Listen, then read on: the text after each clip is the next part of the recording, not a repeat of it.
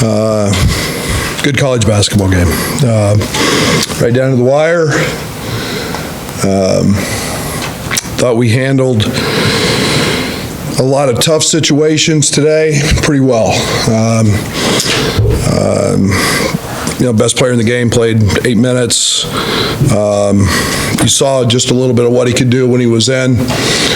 Just controlled the whole game with pick and rolls and passes. And unfortunately, today he didn't get a play. But Will Riley, I thought, was kind of broke out of what he's been in. But truthfully, I thought the game was the free throw line. You can't go on the road and miss 10 free throws.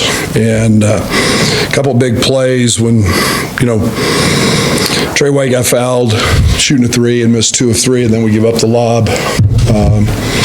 Big play, and then we had the layup. I thought it would be an and one, and Will missed a couple, but you can't go come in here and miss free throws and expect to win against a team that I thought they guarded exceptionally well and took our 3-ball away. But I thought Tommy, do want to mention, gutted it up. I thought he was really good. He's got strep throat. He's been on antibiotic for 3 days. Just the opportunity to play just feels awful. But so all in all, I thought our bench was good. Did a nice job, and thought we did everything situationally pretty good down the stretch.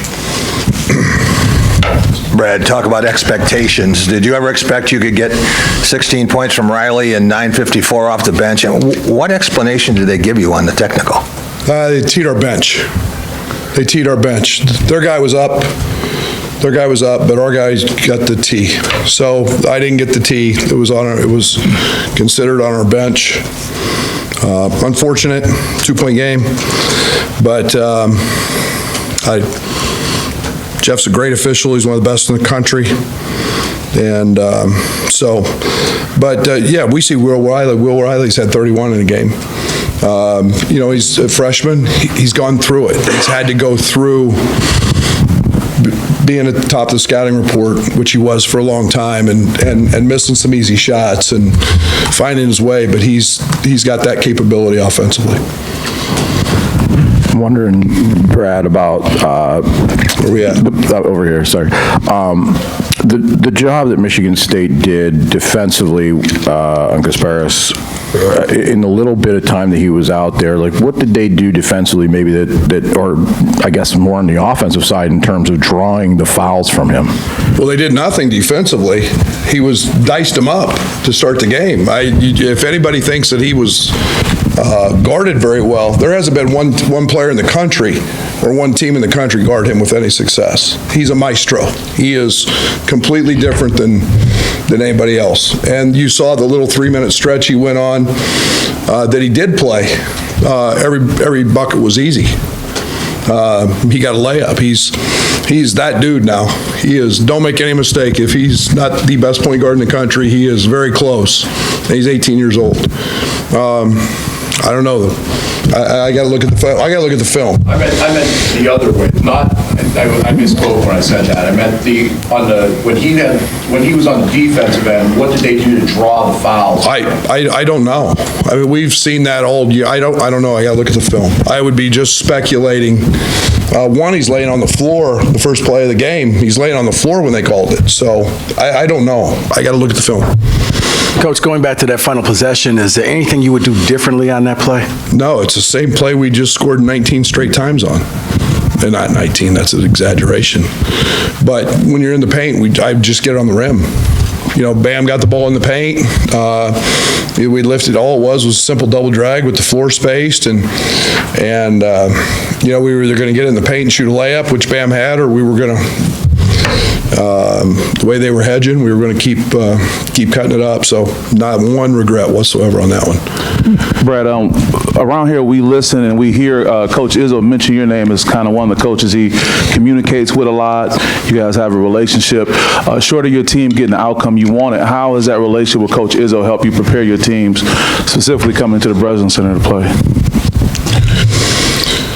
You know, in 2003, maybe, 2004, I was a JUCO coach in Daytona Beach and would get up on Sunday mornings or Saturday mornings and watch his teams play.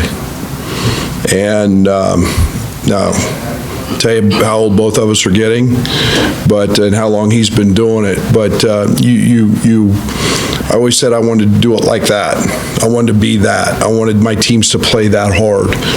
And you emulate guys and you befriend them and you start talking to them, and then you find out how much you truly have in common. What you truly value is much more than a win.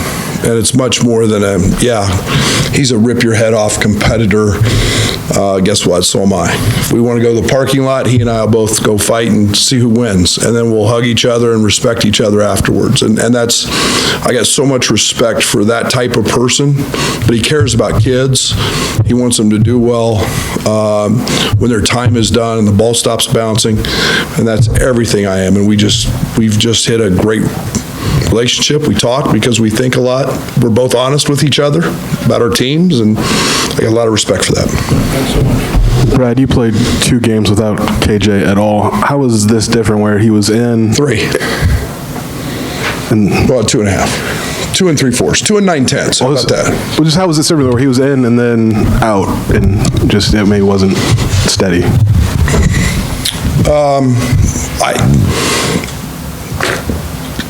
We know how good we are when we have him. I mean, Bam was tremendous. Thought our bench was tremendous. Did a lot of good things. He elevates everybody at a rate that's really hard to define. And I'm not trying to blow smoke up him. He knows how good he is. He doesn't need me telling him that. But he is just different. And you look and two of our losses, he hasn't been a very active participant. Brad, how did you try to manage his foul trouble, especially if he goes back in with 4? Did you tell him anything, and what did you think of the one that he fouls out on? Well, I'm not going to go there with that one, especially till I watch the film. But the 4th one was awful. I'll say that. He got shoved in the back and pushed into a guy, and I mean, that one was just gross. I mean,